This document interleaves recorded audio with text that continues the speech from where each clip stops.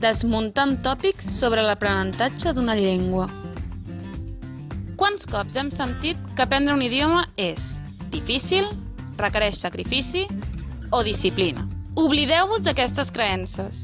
Aprendre una llengua és adquirir nous coneixements i habilitats, obrir-se portes, créixer i realitzar-se personalment. Tot seguit us ho demostrem parlant d'uns quants tòpics i prejudicis que molts hem tingut sobre estudiar idiomes.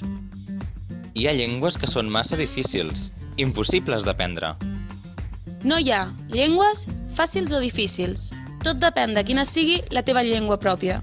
Per exemple, l'italià serà més fàcil per un catalanoparlant que per un danès. Tots dos l'acabaran aprenent, encara que un li sigui més fàcil que l'altre. No hi ha cap idioma impossible.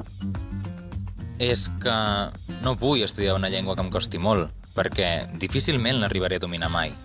L'objectiu de començar a estudiar una llengua no ha de ser, necessàriament, arribar a dominar-la.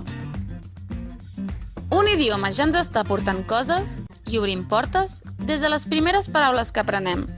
Tenir 4 nocions bàsiques ens ajudarà, per exemple, a viatjar.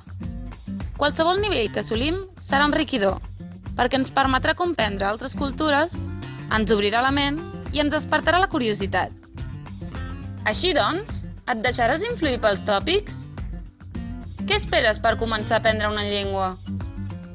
A la descripció que hi ha sota d'aquest vídeo hi trobaràs recursos per fer-ho de manera gratuïta. Els hem elaborat des de la Universitat de Barcelona.